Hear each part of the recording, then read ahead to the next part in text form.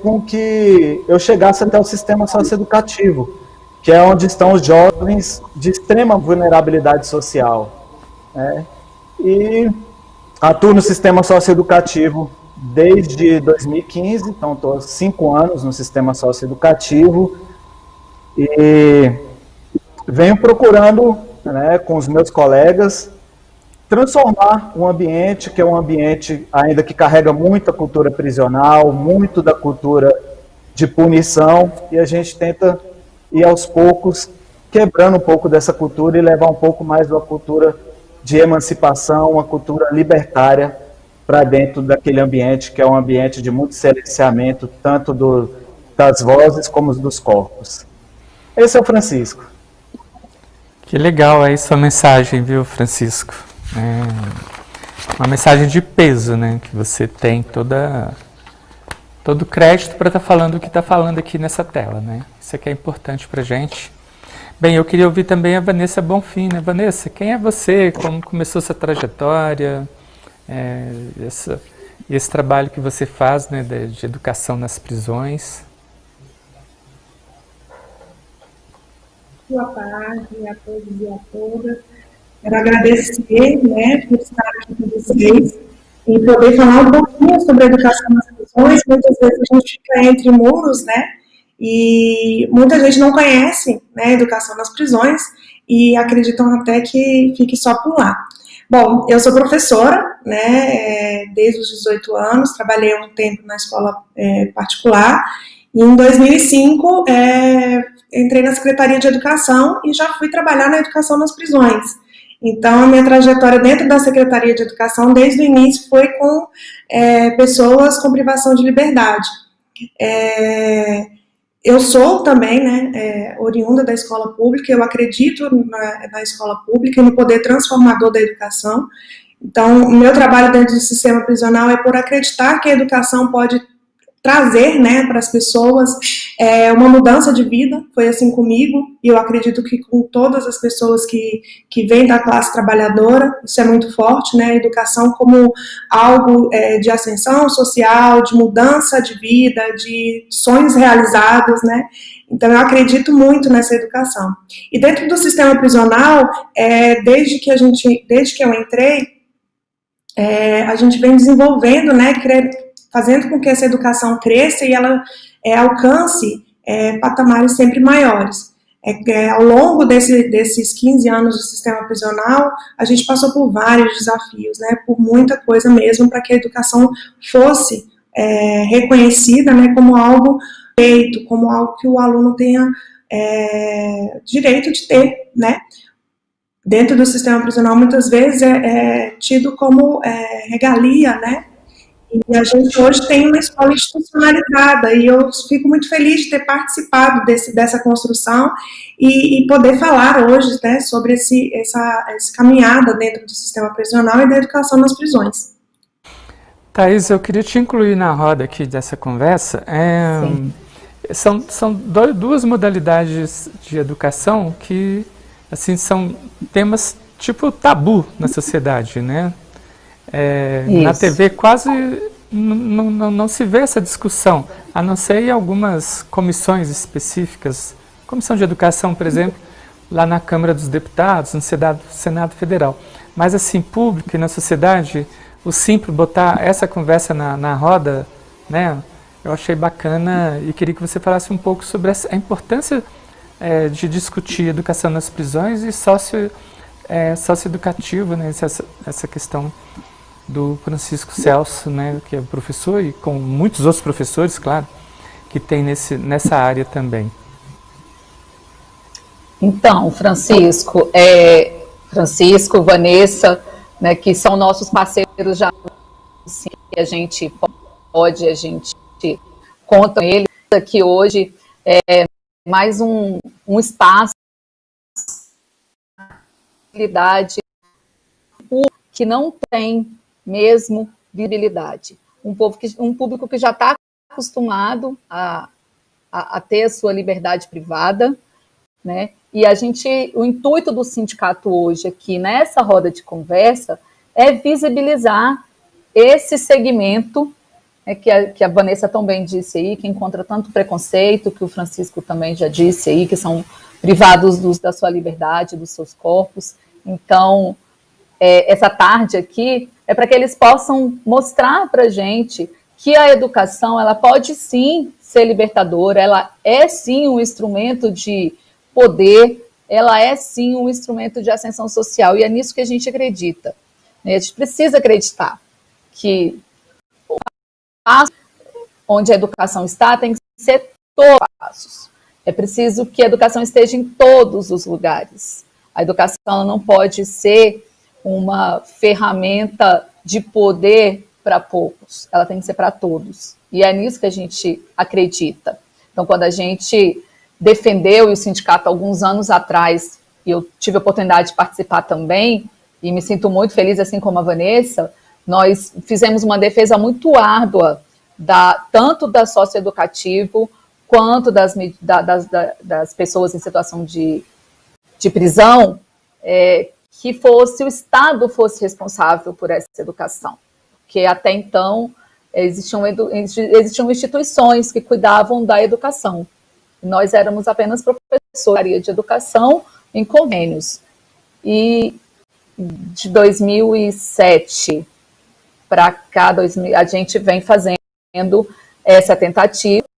E o socioeducativo a gente conseguiu um pouquinho antes, no início de 2013, ele foi institucionalizado, já vinha institucionalizado há algum tempo, mas foi totalmente institucionalizado, e o SED 1, né, que agora é uma escola institucionalizada, né, da educação nos presídios hoje, tem este nome.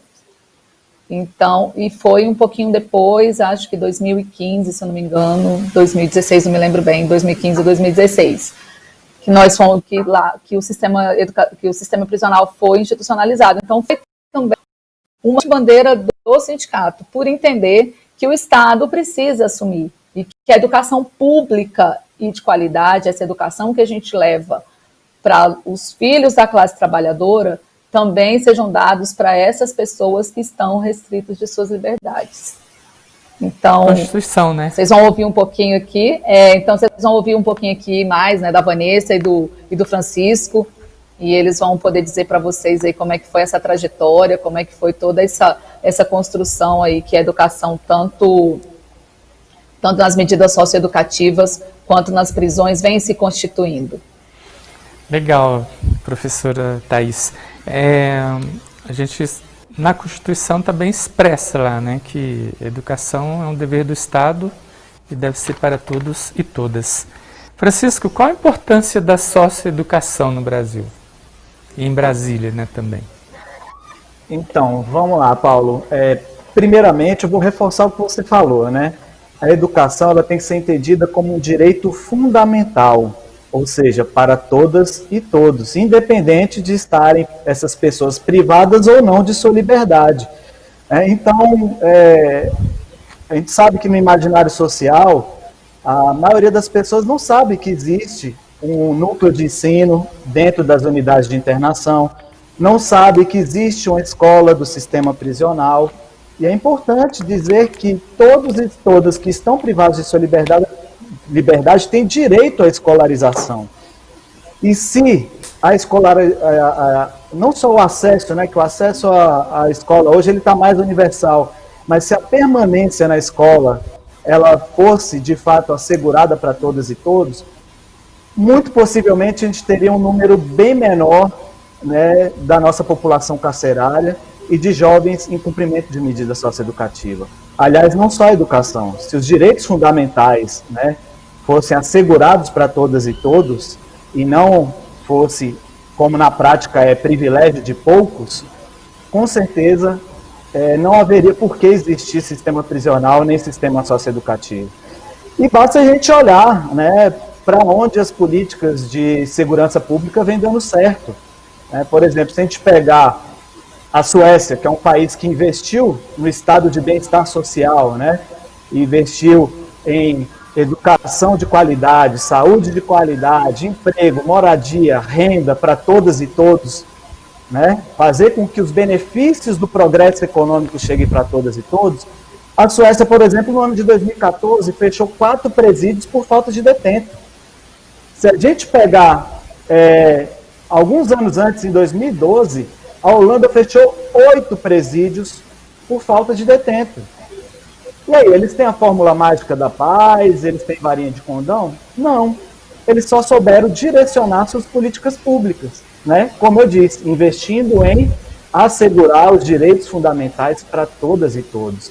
E a educação é o principal dos direitos fundamentais, porque ela tem o potencial de promover todos os outros direitos fundamentais. Então, a importância da socioeducação, na verdade, a gente tem que entender como a importância da educação de uma forma geral. Porque se a educação fosse valorizada no nosso país, com certeza a gente conseguiria fazer com que os jovens não entrassem no ciclo infracional. Porque depois que entra no ciclo infracional, é mais difícil romper com esse ciclo. A gente faz esse trabalho de ressocialização, de tentar romper com esse ciclo, mas a gente sabe que não é fácil. O ideal seria que eles nem ingressassem nesse ciclo. Até porque quando a gente está lá dentro da unidade de internação, ou no caso da Vanessa, dentro da escola do sistema prisional, a gente até consegue passar valores positivos para eles e para elas. Mas o problema é quando eles saem de lá, que eles vão voltar para o mesmo ciclo de violência, para o mesmo ciclo de negação de direitos que eles estavam anteriormente, né? E aí é aí que mora o grande problema, né?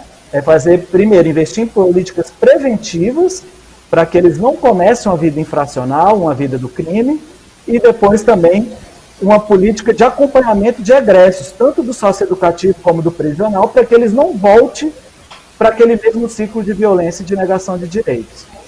Então, acho que essa é a grande importância, tanto do sistema socioeducativo como do prisional, e como educação do modo geral. E aí eu passo a bola para a Vanessa agora.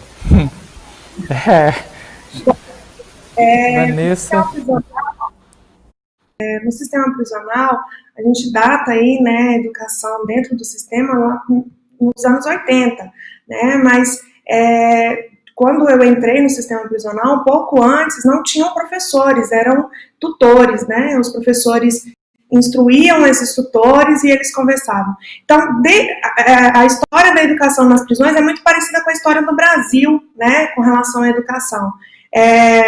Privilégio, né, para alguns, né, em detrimento de outros,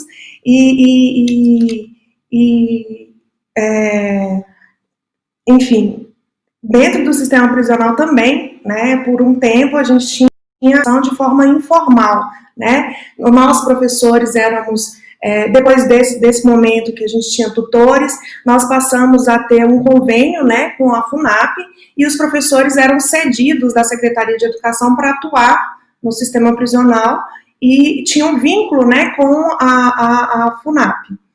Em 2015, a nossa escola foi institucionalizada, né? Então, hoje, nós temos uma escola da Secretaria de Educação que atua dentro dos presídios. Pouca gente conhece isso, né? Pouca gente sabe que lá dentro tem escola, porque é um grupo social que está excluído, né? E a sociedade, de certa forma, acredita que eles não merecem nada, que eles não têm direito a nada. Mas a educação é um direito, né? É um direito que eles não perdem por perder a liberdade. É um direito, né, que o aluno tem, e é um direito que dá acesso a outros direitos, né? Porque à medida que a gente estuda, né, que a gente tem educação, a gente consegue perceber que a gente tem outros direitos e que, no caso dos internos, né, que estão no sistema prisional, mesmo cometendo crimes, infrações, esse direito não deveria ser negado. Né? A gente sabe que dentro do sistema prisional hoje a gente atende um número muito pequeno, né, pelas condições que lá existem, né? Hoje a gente atende cerca de 10% da massa carcerária, é um número pequeno, né? A gente tem aí a meta 10 do PDE para que esse percentual aumente, né? E, enfim, que esse direito realmente seja para todas e todas. A educação dentro do sistema prisional ela é de fundamental importância pelo poder transformador. Se na minha vida, se na minha trajetória de vida a educação é muito importante, imagine na vida de cada uma daquelas pessoas que perderam o direito de ir e vir, né? Então, muitas vezes, dentro do sistema prisional, a escola, o espaço da escola, é um espaço de resgate, né, da identidade, da dignidade, né, e também é um espaço de humanização que se perde quando eles vão para a cadeia. Além disso, eu acredito que a educação dentro do sistema prisional, ela serve para que o aluno possa ter lá no fundinho do túnel, né, uma luz, né, que os dê alegria, né, e esperança de que possam construir um projeto de vida diferente quando dali saírem. Então, eu acredito muito no poder da educação dentro do sistema prisional. Eu não creio que a ressocialização ela é só responsabilidade da educação, não. Eu acredito que para ressocializar, assim como nós, quando somos socializados, nós não somos socializados pela escola, mas também por vários outros setores, né, da nossa sociedade, eu acredito que a escola dentro das prisões também tem esse papel de ressocializar, mas que ela não é a única responsável, né, seria abraçar um mundo, dizer que a educação, ela por si só ressocializa. Não, eu acho que tem outros aspectos que são importantes e que levam à ressocialização. Mas ela é algo que é importante, né? É muito importante dentro da prisão. A gente vê os alunos que conseguem ter acesso à educação, o quanto eles se transformam, né? Inclusive lá dentro. Muitas vezes a gente escuta relatos dos agentes penitenciários dizendo que o setor de ensino, os presos que ali estão são diferentes, eles não são iguais. Justamente porque naquele espaço eles conseguem, né, nós, enquanto professores, conseguimos desenvolver um trabalho em que eles possam resgatar a sua dignidade, né, e de certa forma a sua identidade e construir, né, e sonhar em construir um projeto de vida diferente do que levou eles àquele lugar. Pois é, eu estou pensando aqui, né, vocês dois, a educação, incluindo a Thaís também pelo Simpro, claro, levam a esperança por meio da educação, né?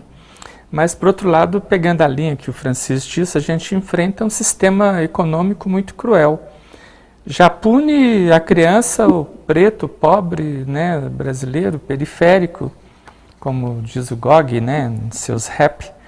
É um sistema que só nega moradia, só nega água, só nega esgoto, educação, transporte, emprego, arte, música. Eu peguei aqui agora, enquanto o Francisco estava falando, o salário mínimo divulgado essa semana pelo DIEESE deveria ser R$ 4.595,60, mas hoje tem 80 milhões de brasileiros, mostrando como o capitalismo brasileiro é cruel, como a elite brasileira é cruel, um auxílio de R$ 600 e mães, chefes de família, 1.200, né? São 28 milhões de mulheres, chefes de família no Brasil. Então, quer dizer, enquanto vocês levam a esperança, esse sistema massacra, né? E eu queria uma opinião um pouco de vocês dois, começando então aí agora pela Vanessa para chegar no Francisco. É um sistema, eu brinco que a gente promove ressocialização dentro da cadeia. A gente está precisando, e eu acho que a pandemia trouxe um pouco isso para a gente, ressocializar a nossa sociedade, né? Que as pessoas percebam a importância que o outro tem, mais do que ter, mais do que esse mundo onde a gente compra, né?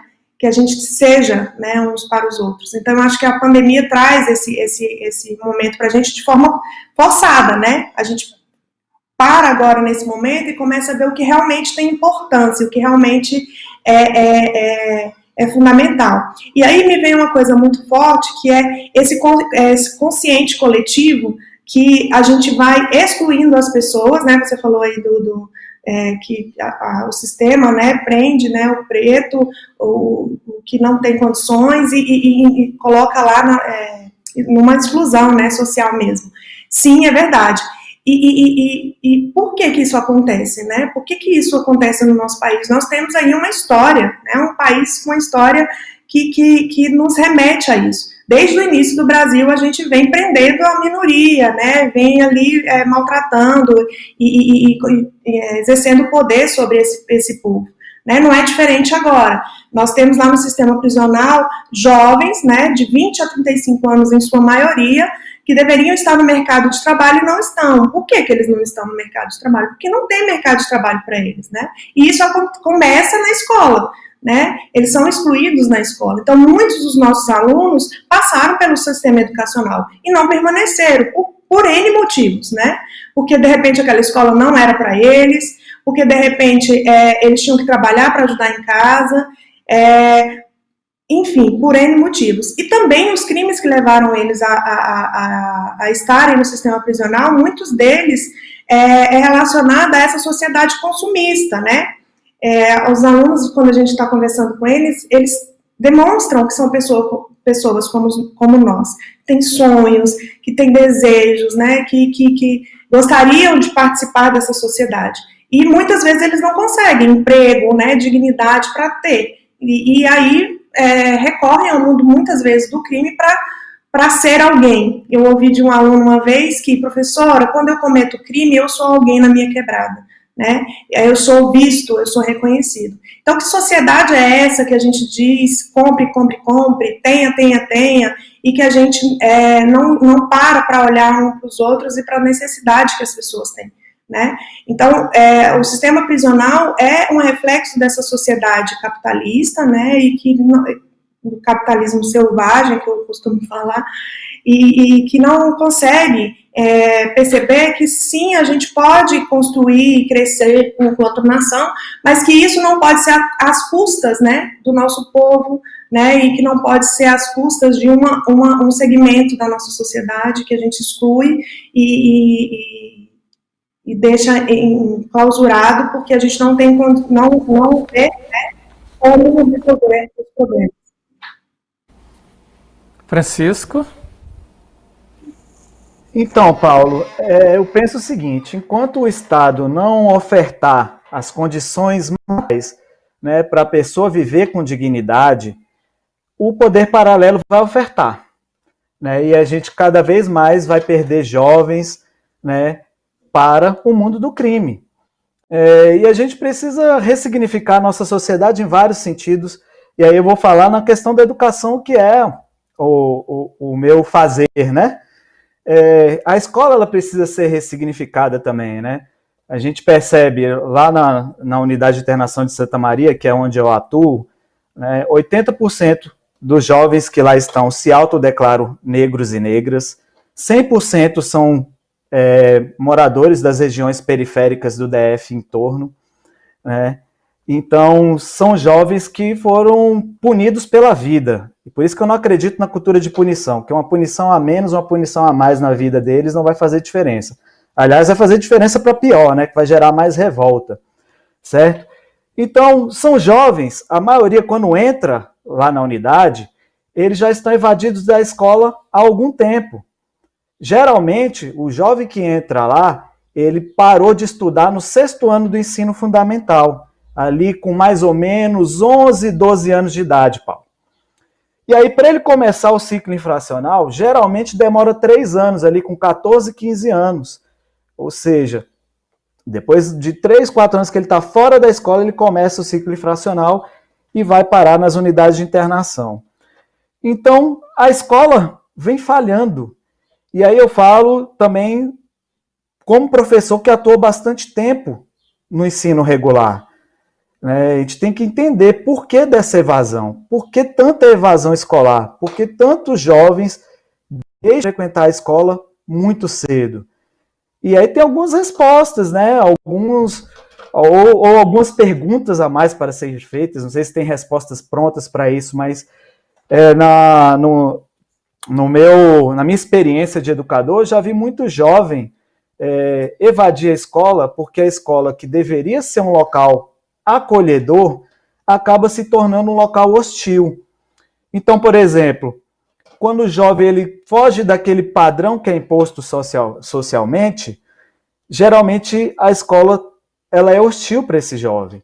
Então, já tive alunos que, por exemplo, deixaram de frequentar a escola porque a escola, e eu falo a comunidade escolar como um todo, não aceitava a sua religião de matriz africana. Eu já tive alunas que a escola, um aluno específico, que eu sempre relato esse caso, uma aluna que ela deixou de frequentar a escola por conta da nossa sociedade racista, que ela tem um cabelo muito crespo, né? Tinha um cabelo muito crespo, e ela usava touquinha, mesmo nos dias de muito calor, ela ia de touquinha para a escola. E a escola tomou a infeliz decisão de mudar o regimento escolar e proibir qualquer uso de adereço, chapéu, boné, touca, gorro. E desde esse dia, essa menina parou de frequentar a escola, porque ela tinha vergonha do cabelo dela, né, por conta da nossa sociedade racista. Infelizmente, eu não tive mais notícia dela, mas ela pode ter sido mais uma, né, dentre esses jovens que a escola não acolheu, mas que a rua acabou acolhendo, né, e que de repente entrou no ciclo infracional e pode ter ido parar na unidade de internação. Então a escola ela precisa se reinventar, né, se tornar, eu acho que é um papel, um compromisso que todos nós, educadores, educandos, toda a comunidade escolar, né, desde o cara lá da entrada da guarita, né, o vigilante, pessoal da limpeza, da cozinha, equipe gestora, professores, alunos, a gente tem que assumir esse compromisso de tornar o ambiente escolar um ambiente acolhedor para todas e todos, certo? Independente de orientação sexual, independente de religião, independente de cor da pele, independente da situação socioeconômica, porque enquanto a gente tiver jovens evadindo a escola por conta de preconceito de classe, homofobia, racismo, né, machismo e todas as formas de preconceito, as esquinas, né, da vida vão estar acolhendo, né? Eles vão ser tentados por esses convites das esquinas da vida. Até porque a gente já tem essa situação, né, do Estado não fornecer as condições materiais para esses jovens. Então, ele já não tem as condições materiais para sobreviver com dignidade. E ele vê essa oportunidade no poder paralelo. E aí ele vai na escola, que ainda é uma luz no fim do túnel, para ele pensar em algo para o futuro dele. E nesse ambiente que seria a luz no fim do túnel, de repente essa luz se apaga por conta que esse ambiente acaba se tornando hostil. Aí no linguajar deles, o que sobra para eles é partir para o arrebento, né? Infelizmente é isso. Thaís, eu queria botar uma pimentinha, veio na cabeça aqui, eu fiz uma pesquisa rápida aqui, é o capítulo 2 dos Direitos Sociais da Constituição, o artigo 7º, inciso 4º. Diz que o salário mínimo fixado em lei nacionalmente, né, eu falei aqui pelo DIEESE, que é o Departamento Intersindical que assessora os sindicatos, o salário mínimo deveria ser R$ 4.595. E o inciso 4º da Constituição, o artigo 7º, diz que o salário tem que atender, o mínimo tem que atender às necessidades básicas de 4 pessoas, né, 2 adultos e 2 crianças, com moradia, alimentação, educação, saúde, lazer, vestuário, higiene, transporte, previdência social e reajustes periódicos desse salário. Como que o sindicato, né, que luta de forma geral, o sindicalismo brasileiro é um sindicalismo de excelência, é um sindicalismo preocupado com a classe trabalhadora, além de representar o SINPRO, né, a categoria de professores, é a luta geral por essas questões todas, né? E como que essa falta desse salário decente no Brasil para manter uma família ali unida e capaz de criar seus filhos, com salário mínimo hoje de R$ 1.045 e a maioria desempregada recebendo R$ 600, colabora para que esses jovens, né, e adultos não tenham esse padrão de vida, como a gente diz, normal, né? Como que o sindicato vê essa preocupação, até porque o sindicato está promovendo esse programa aqui hoje, né?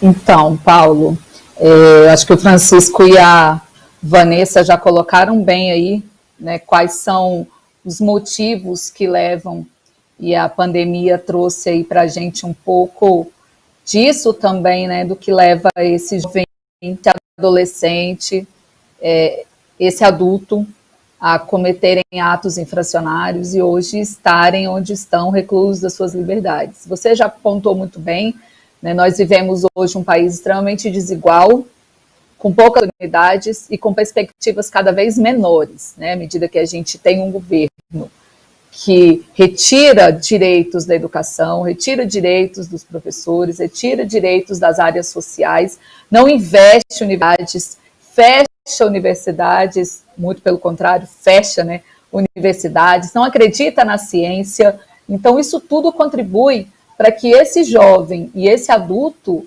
eles tenham menos perspectiva ainda de futuro.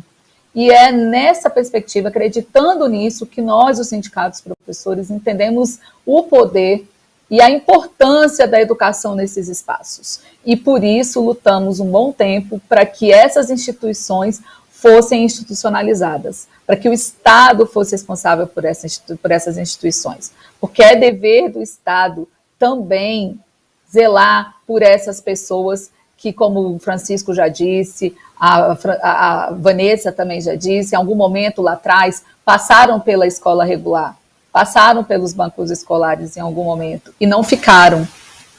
Né? E por que as pessoas não ficaram nesses bancos, né? nessa escola regular? Os motivos são inúmeros, mas com certeza a grande maioria deles porque não tiveram oportunidade, porque tinham que fazer outras coisas. E é nessa perspectiva de luta de sociedade que o sindicato se coloca fazendo esse debate hoje.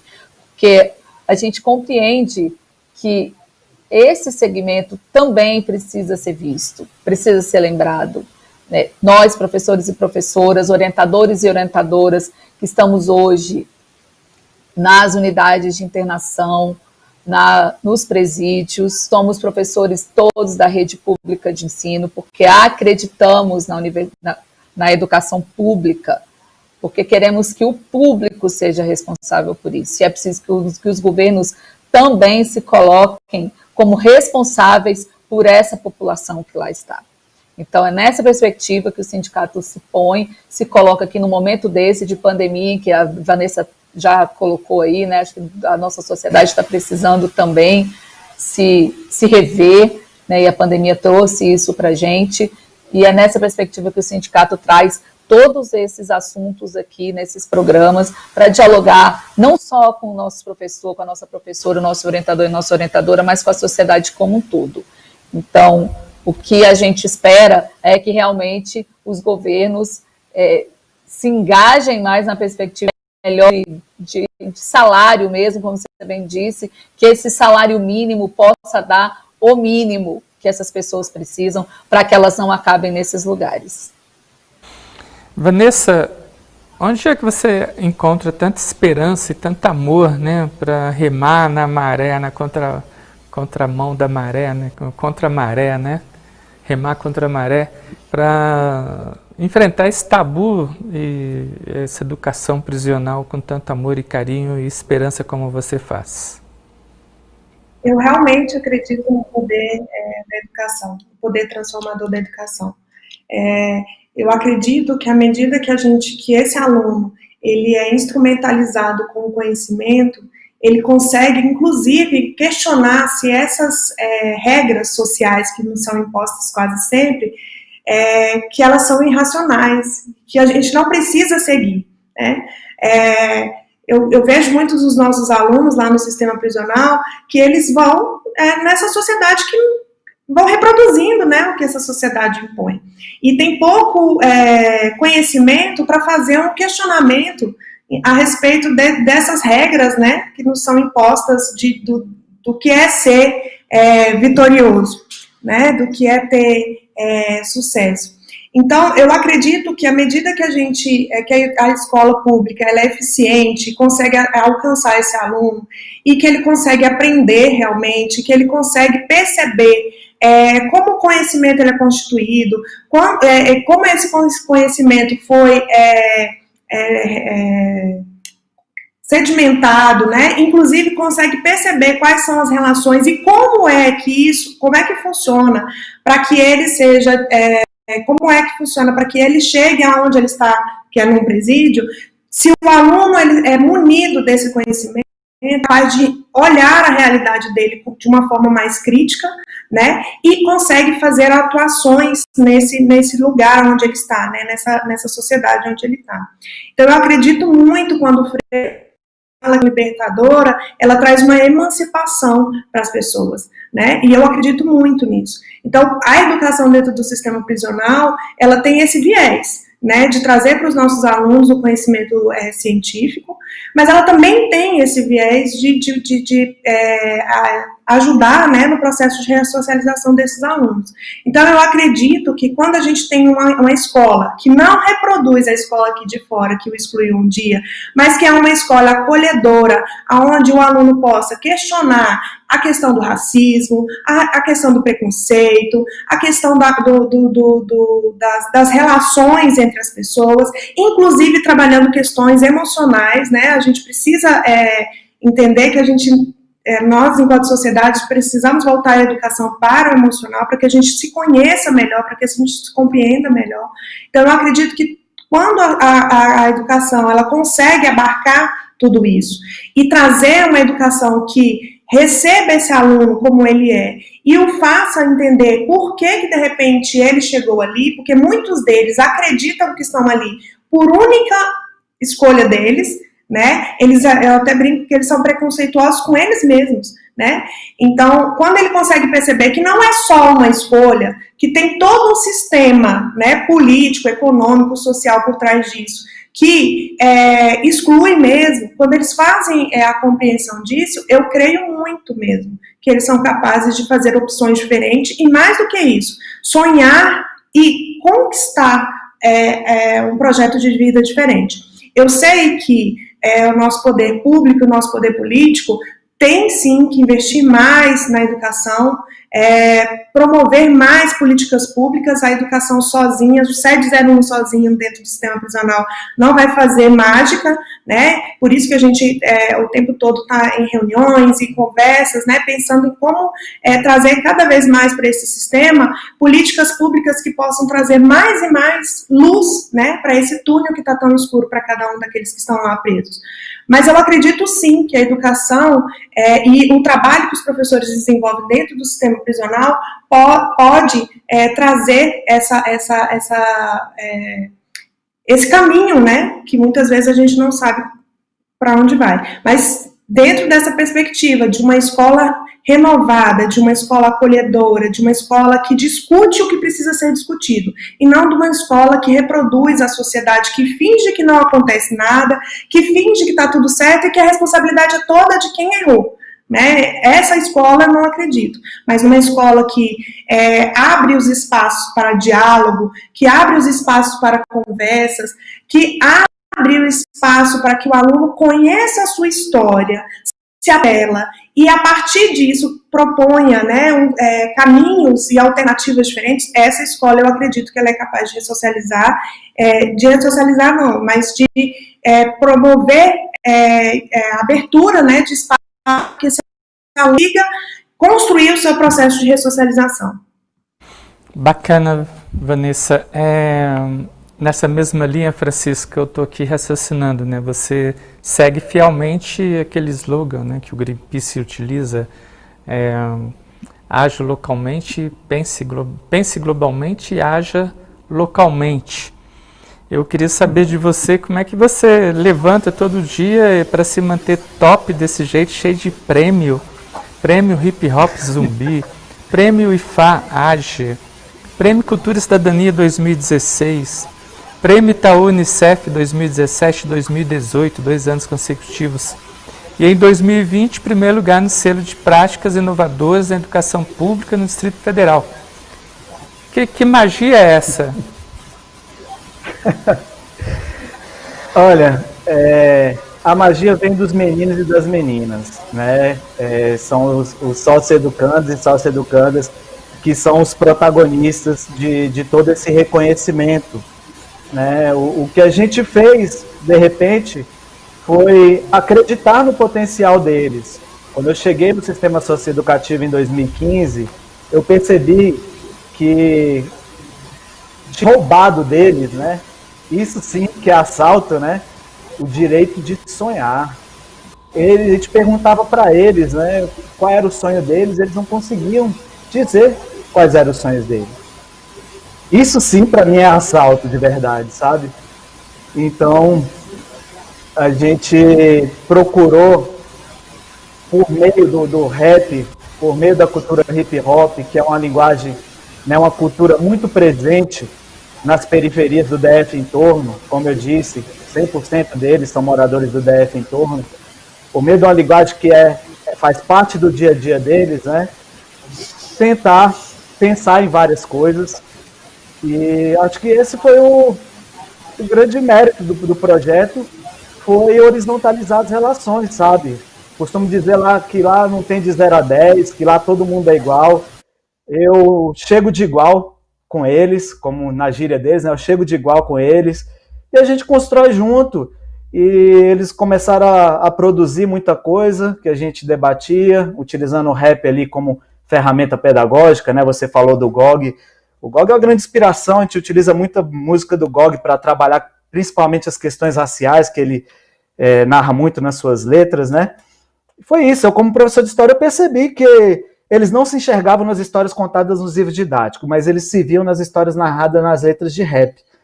E aí, cara, deu o start e eles começaram a produzir e a gente costurou parcerias, começamos a musicalizar as letras que eles faziam, o que não era letra de música, o que era poesia, o que era desenho, né? Porque eles são livres para manifestar os aprendizados, as aprendizagens da maneira que eles se sentem mais à vontade. A gente compilou em formato de livro, e aí veio o reconhecimento, né? Como você disse aí, em 2017 a gente ganhou a etapa local do Prêmio Itaú Unicef, em 2018 a gente ganhou a etapa local, regional e nacional do mesmo prêmio. Esse ano a gente foi contemplado aí com o selo de práticas inovadoras na educação pública do Distrito Federal. Eu estou como finalista, né, um dos 50 finalistas do prêmio Global Teacher Prize, né, que é o considerado Nobel da Educação. Eu e mais 2 brasileiras, né, professora Lília, lá do Pará, e professora Doane, lá de São Paulo, somos os 3 brasileiros finalistas do prêmio. E ontem também eu tive uma surpresa aí de mais uma premiação, né? Estou aí entre os 36 melhores produtores culturais do DF pelo prêmio Brasília 60, que foi divulgado pela Secretaria de Cultura ontem, né? Eu acredito nisso também, assim, além de professor, sou produtor cultural, eu acredito muito nesse casamento, né? Eu tenho uma frase da Fernanda Montenegro que me representa muito, que ela diz o seguinte: educação sem cultura é esqueleto sem musculatura, né? E o que a gente tenta fazer é levar um pouco de musculatura para o fazer pedagógico da Unidade de Internação de Santa Maria, né?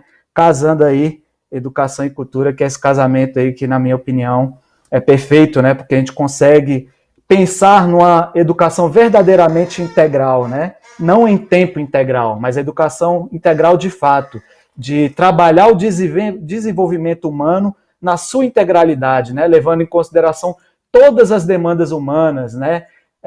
Que, como diz os Titãs, a gente não tem fome só de comida, nem tem sede só de água, a gente quer cultura, quer lazer, quer entretenimento, quer espiritualidade, musicalidade, e é isso que a gente tenta levar. Trabalhar de fato, não só os conteúdos, mas a educação integral de fato, levando em consideração todas as necessidades humanas, o desenvolvimento humano de uma forma integral. E acho que é daí que vem o reconhecimento que, para mim, o prêmio maior não é nenhum desses que você citou, Paulo. O prêmio maior é dar visibilidade, e aí eu agradeço mais uma vez o Simpre, a TV comunitária, para essa política pública que é tão desconhecida. Quando se ouve falar de socioeducativo, é só quando tem uma tentativa de fuga, é só quando tem uma rebelião, né? É só isso que a gente vê nos noticiários, mas ninguém mostra que lá no sistema prisional tem uma professora Vanessa fazendo um trabalho de excelência, que dentro do sistema socioeducativo não tem só o professor Francisco, porque o projeto REP é feito por várias mãos, que tem várias pessoas que desenvolvem um trabalho de excelência, professores, agentes socioeducativos, pessoal da limpeza, o pessoal lá da recepção, que nada funciona, né, com uma mão só, são várias mãos, e a gente precisa valorizar, e em especial os meninos e as meninas, que todo mundo enxerga como sendo meninos e meninas problema, como enxergam como sendo meninos e meninas violentos e violentas, e que não são meninos e meninas problemas, são meninos e meninas com muitos problemas, né, e que tem que ser trabalhado esses problemas, pensar em soluções colaborativas, né, para tirar essas pedrinhas do caminho E não são meninos e meninas violentas também, não. São meninos e meninas que foram historicamente violentados pelo próprio Estado, né? Que a gente chama de violência estrutural, que é a negação dos direitos fundamentais ou precarização dos mesmos. E quando você cresce num ambiente de negação de direitos, né, que é uma forma de violência, é claro que você vai aprender a dar como resposta. Se você cresceu num contexto de violência, você vai aprender a dar como resposta a violência também. E a gente precisa mudar esse paradigma aí e oportunizar. Acho que a palavra é essa, oportunizar, que quando esses meninos e meninas tiverem acesso, né, a todas as condições materiais e tem acesso aos benefícios do progresso econômico, que infelizmente é privilégio de poucos hoje no nosso país, eu tenho certeza que aí sim a gente pode pensar em ser, de repente, uma Noruega da vida, que, né, que você pode deixar a sua loja lá aberta, sem ninguém olhando, que não vai ter assalto, porque todo mundo tem as condições materiais para se manter, né? Quem sabe a gente chega a esse ponto um dia, né? A gente faz um pouquinho aqui, né, um trabalhinho de formiguinha, ações micro, mas com impactos macro, né? Mas o Estado precisa fazer o papel macro para ter impacto no micro. Pois é, parabéns aí pelo Brasília 60. Essa TV também foi contemplada ontem, ficou no audiovisual, nós ficamos em 16º lugar, se não me engano, 90 pontos. Tá bom, pontuação boa, né? 90 pontos.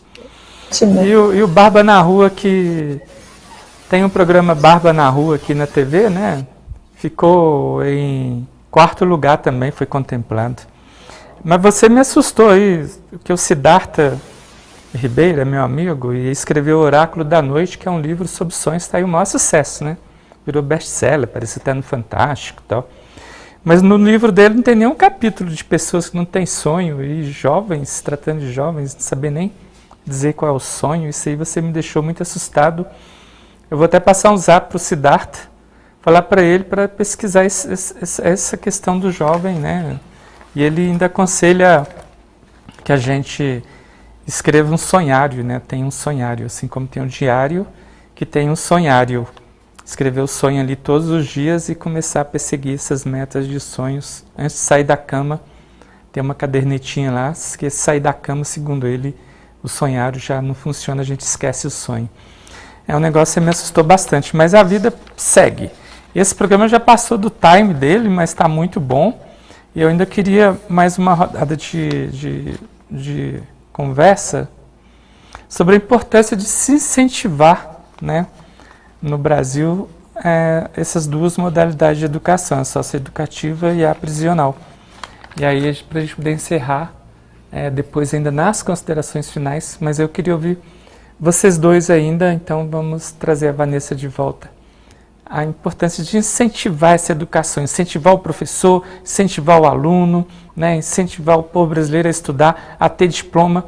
Eu acho que o Brasil, eu fiquei bravo com o STF quando disse que no Brasil não precisa de diploma para jornalista. Um país que precisa de diploma, um Supremo ser contra o diploma, quer dizer, é um crime, né? Um Supremo, o STF no Brasil dizer que não precisa de diploma, quer dizer, decisão por maioria absoluta, por pressão das empresas que querem precarizar a informação, o jornalismo no Brasil, dizer que no Brasil o jornalismo não precisa ter diploma, quer dizer, um absurdo. O Brasil precisa de incentivo de professor, incentivo a aluno.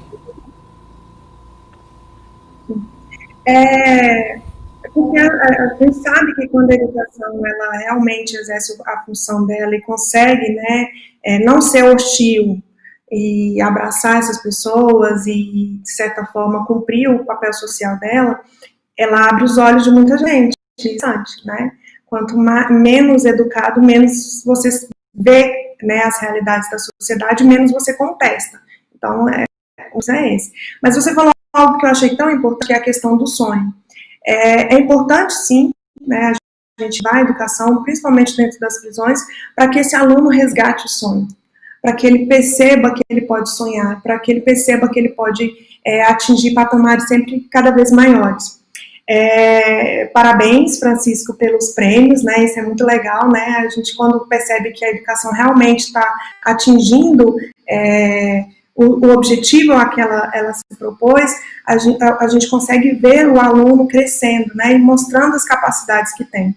Lá no sistema prisional, a gente também consegue fazer isso muitas vezes, né, a gente procura participar sempre dos concursos de redação do Simpro, concurso de redação do DPU, a gente já ganhou 2 anos seguidos, né, inclusive de mobilização.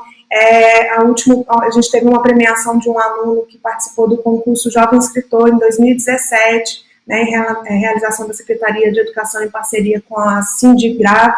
Então, a gente percebe assim, que todas as vezes que esse aluno tem oportunidade, ele consegue desenvolver muito bem, né? E aí a gente questiona por que lá dentro das prisões, quando ele tem oportunidade, ele deslancha e concorrendo com outras pessoas que estão aqui de fora, ele consegue ter bons resultados, inclusive ganhar em primeiro lugar várias vezes, e quando está aqui fora, não. Então, esse é um questionamento para a gente pensar que quem está dentro do sistema prisional, muitas vezes não é porque ele não tem mérito, né? É porque ele é um projeto, né, de exclusão que muitas vezes acontece e que não dá a essa pessoa a oportunidade que ela deveria ter.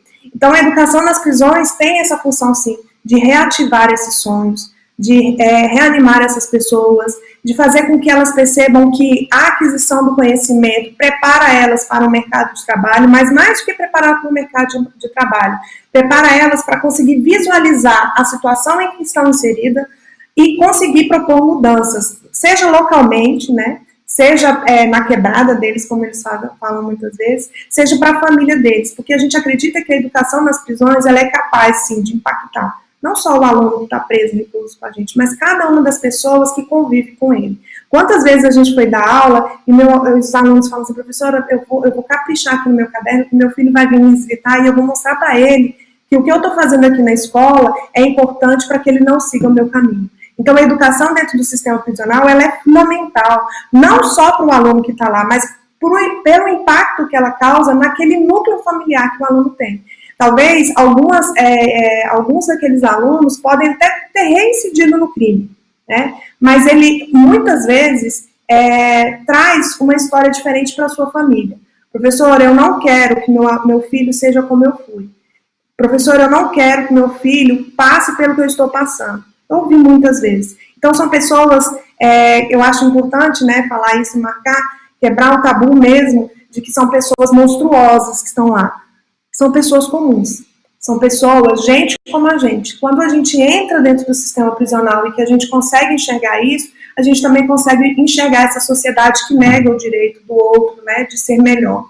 E a gente, enquanto agentes transformadores, né, educadores que lá estamos, temos essa missão de trazer para essas pessoas um resgate de sonho, de vida, né, e sempre mais regado por esperança. Mas, como Paulo Freire falou, né, esperança no verbo esperançar. Que a gente põe a mão na massa e que a gente construa uma educação cada vez mais libertadora, emancipadora, que o nosso aluno ele consiga ver que ele é capaz, que ele resgate a sua identidade, a sua autoestima, e que ele consiga perceber que ele é um agente de transformação, que ele tem dignidade, que ele é um cidadão e que ele pode transformar esse mundo que o nega muitas vezes, né? Pela sua origem, pela sua religião, pela sua, enfim, por N fatores, né, que a gente vê que a nossa sociedade exclui as pessoas.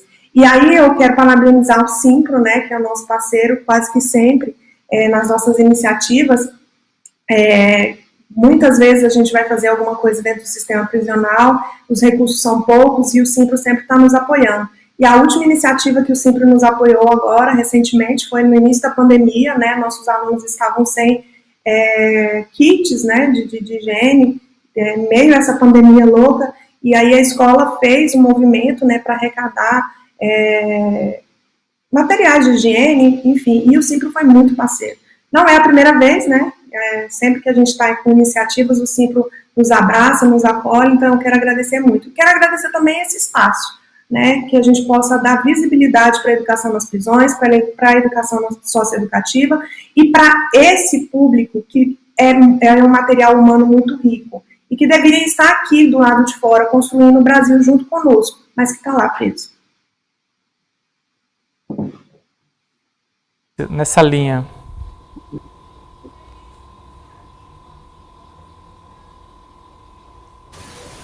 Oi, sou eu agora? Você falhou o somzinho. É para fazer as considerações finais? Pode já fazer também, depois eu já passo para Thaís. Já faz também, então, né? Então, Paulo, eu penso que a gente tem que falar em investimento na educação de uma forma geral. Claro que tem as especificidades, tem que injetar dinheiro no socioeducativo, injetar dinheiro no sistema prisional, mas a gente tem que pensar num trabalho preventivo também, né? Quando a gente garantir uma escola que seja de fato acolhedora, que a gente consiga promover de fato uma educação integral e não só em tempo integral, mas que a gente consiga trabalhar o desenvolvimento humano na sua integralidade, não só os conteúdos curriculares, eu penso que a gente já vai estar ali fazendo um papel importante. Como Paulo Freire diz, né, a educação por si só não transforma o mundo, mas sem ela tampouco o mundo muda. Então a educação ela é basilar nesse processo, ela é base, né? Ela é fundante nesse processo. E ela precisa ser olhada pelo poder público com mais carinho e como investimento e não como gasto. O que a gente vê são os governantes enxergando a educação sempre como gasto e nunca como investimento. Então, se a gente tivesse uma educação de qualidade, que promovesse de fato o desenvolvimento humano na sua integralidade, eu tenho certeza que muito menos jovens estariam infracionando, certo? Precisamos de investimento nas unidades de internação, na formação inicial e continuada de todos os profissionais envolvidos, né, no sistema socioeducativo e no sistema prisional, para que a gente possa também romper com a cultura policial, cultura punitiva, que ainda é muito forte, muito presente lá dentro, e que a gente percebe até pelo que acontece no mundo afora, que é uma política fadada ao fracasso, né? Os países que estão conseguindo trazer a sensação de segurança para a sua população estão investindo numa cultura de emancipação, numa cultura de promoção de direitos, e aqui a gente está fazendo, estamos retirando direitos e estamos punindo cada vez mais. E a gente só vê, a gente é a terceira população carcerária do mundo, né? O sistema ativo também caminhando em passos largos para uma superpopulação, e a sensação de segurança não chega, não acompanha. Por quê? Porque a gente está caminhando na direção errada. Então esse é o meu apelo, certo? É o meu apelo também para que todos os professores, todos os educadores e educadoras, todos os alunos e alunas, toda a comunidade escolar assumam esse desafio de tornar o ambiente escolar um ambiente mais acolhedor e de fazer o coro com a gente para que a educação seja dada o devido valor à educação, né? Esse momento de pandemia talvez tenha demonstrado um pouco disso, né? Tenha mostrado aí que não tem aula virtual, não tem aula remota que substitua o professor, que substitua o ambiente escolar, a socialização, a interação entre aluno-aluno, aluno-professor, e que sirva para o Estado olhar de forma diferente para os educadores e para a educação de uma forma geral, e passa a investir de uma forma muito mais, digamos assim, agressiva no sentido de mais potente, digamos assim, do que vem investindo na história do nosso país, né? Que sempre a educação só sobra para a gente os restos, né? Então é esse, fica aí meu apelo. Legal. E só para lembrar que você citou aí Dinamarca, Holanda, os países que conseguiram acabar com a violência, né? Oferecendo aos jovens espaços de esporte e lazer com psicólogos, professores, e atrair os jovens ali para o esporte, mas primeiro passando por esse apoio, esse aparato todo, né? Investir para a juventude mesmo. Bem, antes de ouvir a Thaís Romanelli, eu separei aqui algumas manchetes do site do Simpre que eu acho importante, a gente está sempre falando porque é um site muito bom, muita informação. Fala de um ato hoje, né, que teve mais um pedido de impeachment de Bolsonaro, mas o presidente da CUT Nacional diz que crescimento e justiça social só se alcançam com fora Bolsonaro. Está lá no site. Tem uma outra manchete também. GDF arrisca a vida de professores e orientadores educacionais. Tem uma matéria mostrando mais 72 mil casos de Covid no Brasil, né? Óbitos, infelizmente, 930 no DF. E que o Simpro se preocupa bastante com o retorno às aulas sem segurança para alunos e professores, educadores e todos os trabalhadores da educação. Uma outra manchete também diz que quilombolas se unem em campanha nacional na luta contra o genocídio. Assim também tem N campanhas aí para salvar os povos indígenas também, que estão sendo massacrados pelo governo e pela Covid. Uma pesquisa, também uma manchete, pesquisa com mais de 15 mil professores na rede pública aponta as condições de trabalho para desenvolvimento de aulas remotas durante a pandemia. Você que não é professor, é pai de aluno, é aluno, ou é da sociedade, queira se informar, está lá essa manchete, clique lá no www.simprodf.org.br. Outra manchete diz o seguinte: quase 90% dos professores não tinham experiência com aulas remotas antes da pandemia. 42 seguem sem treinamento, aponta a pesquisa. Também um outro dado muito interessante. Eu não li essas matérias, vou querer ler com calma depois, só peguei as manchetes para estar falando aqui para vocês.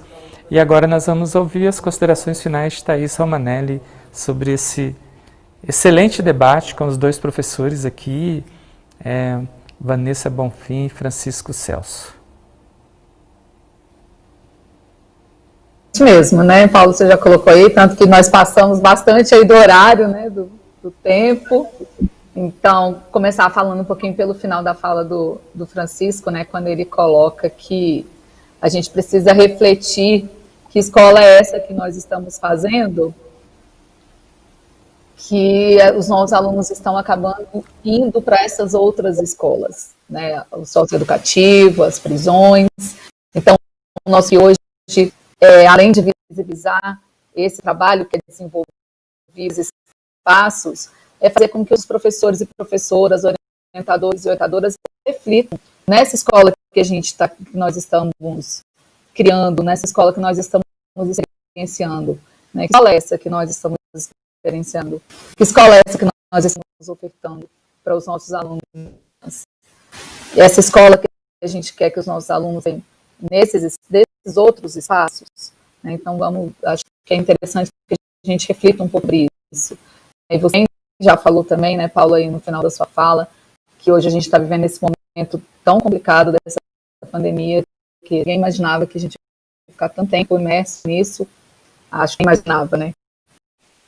E nós queremos sim voltar.